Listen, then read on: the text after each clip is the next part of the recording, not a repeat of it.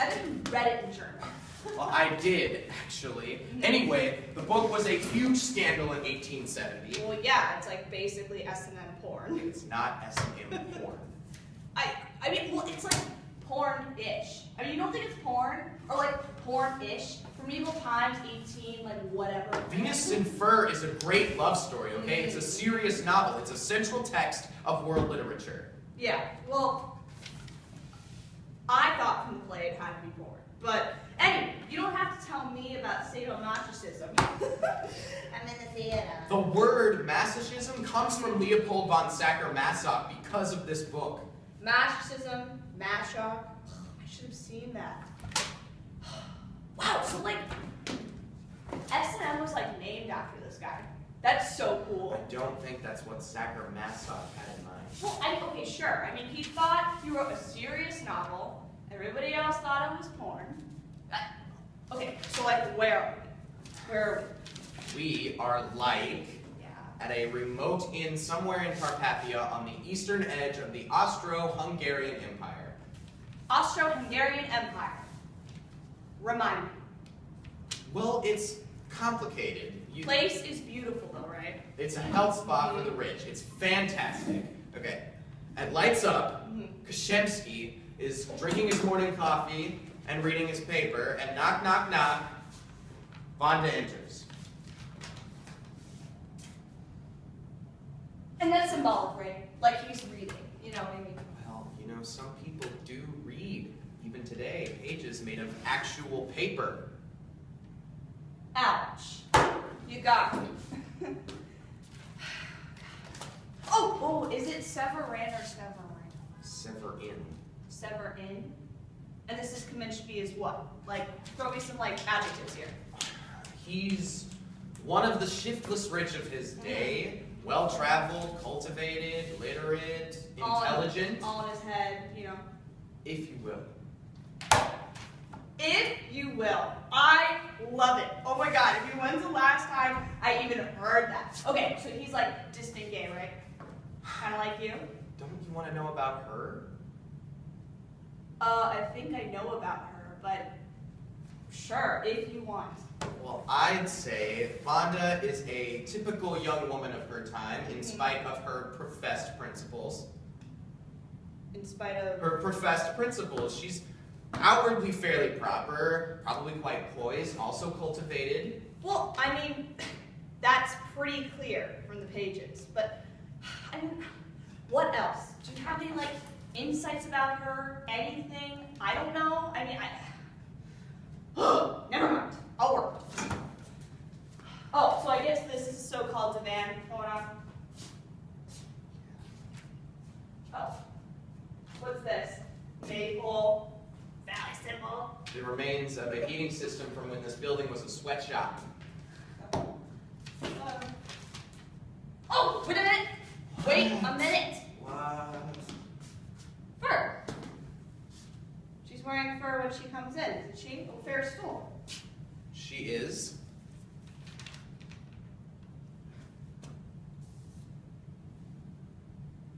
There. Okay.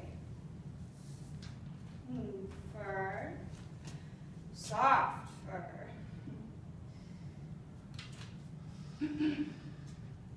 Where am I? Like, where am I? Where do you want me to be? Whatever's comfortable. Where do you want me to be? Why don't you stand there? Thank you. Thank you.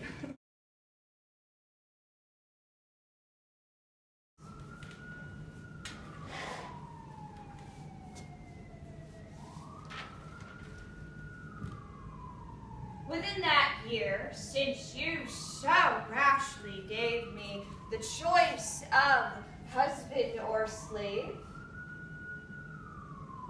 you will be my slave.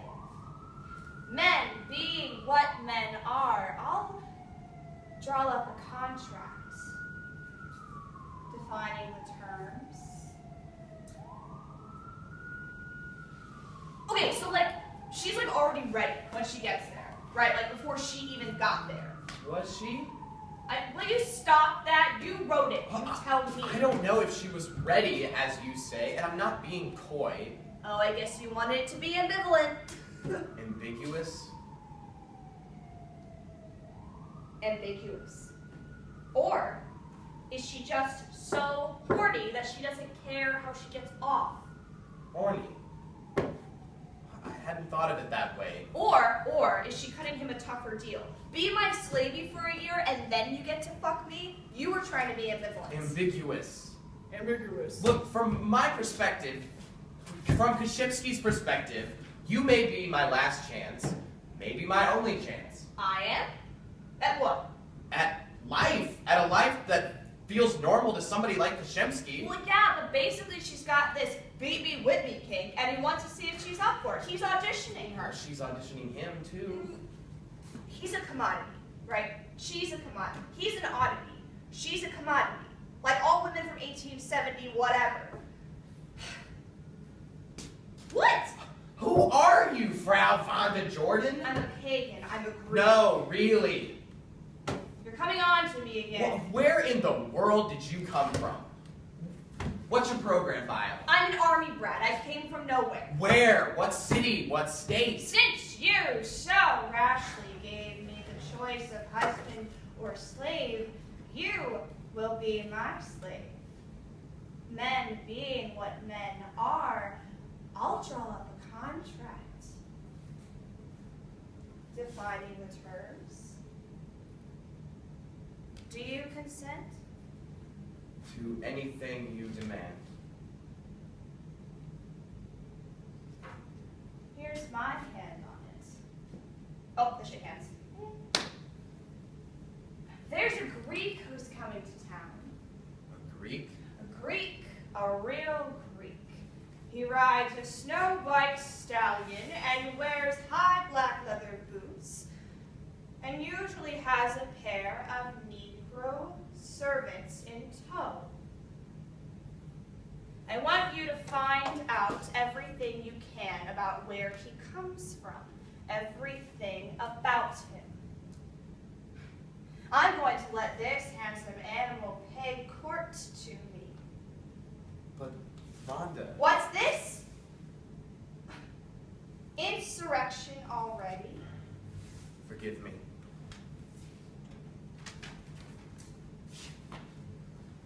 Wait for me. Tomorrow by the birch grove. By the statue of Aphrodite. At what time? You can wait for me tomorrow until I decide to arrive. And don't come unless you found out about the Greek.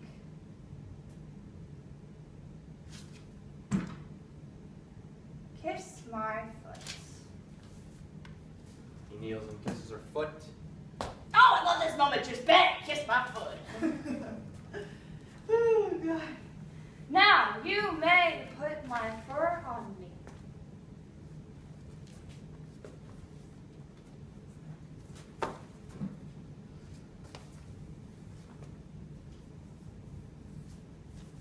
Severin, when will this end? That is in your power, Frau Vonda Jordan, not mine. When next I see you, will you... Will I what? Will you wear this? Will you wear fur? Thank you for the, coffee. Slave. Now, I really do need some milk coffee, I mean.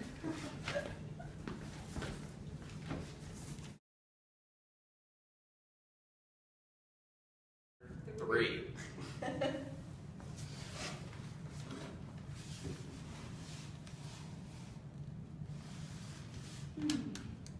From now on, Thomas, I want you to call me mistress.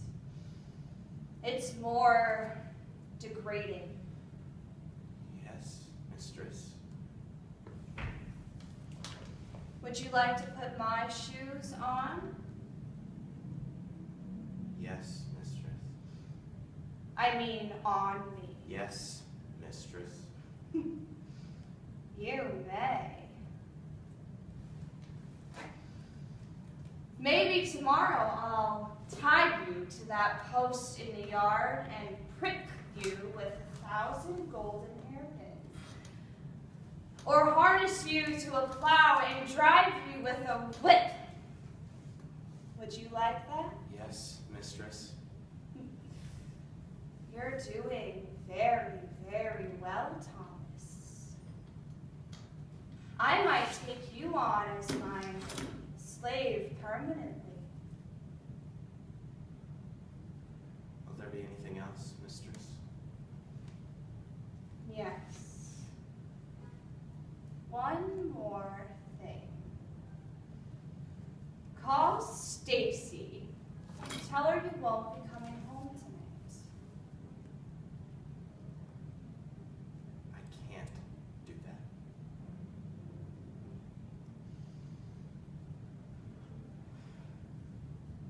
You can't?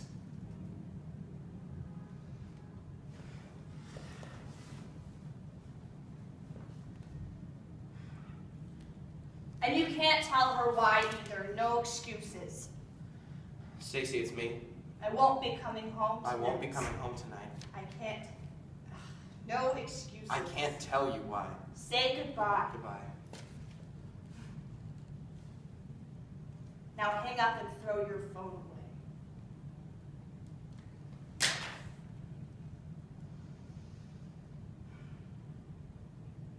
Isn't it wonderful? I'm sorry. Isn't it wonderful? Thank you.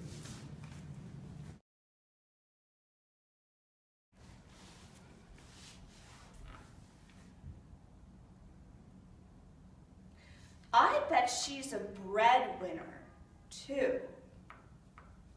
I mean, a room with a pole in it? Not exactly big bucks on Broadway. You know, she probably came with the money. But while she finishes up on her thesis, she's working some nice investment job? Or day trading, making a fortune. Am I right? Oh, right! But hey, you're an artist.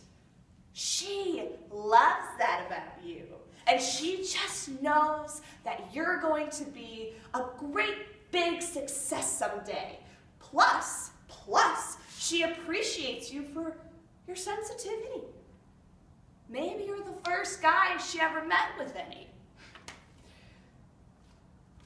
She reads a lot. Same books you do. Like the opera and ballet and shit, like you. At night, you talk about what's going on in the French philosophy and what's new in the New York Review of the Books. And then you have some nice, quiet sex. And nice, quiet sex is fine. Though there's this rumbling in the back of your head, this voice wants something else. I don't know what it is, but rumble, rumble, rumble. Anyway, hey, you're happy. You like her. You really, really like her. And you two are going to have such a nice life talking about French philosophy and what's going on in the New York Review of the Books, and maybe have a couple of kids who will do just that one day, and then grow up. And then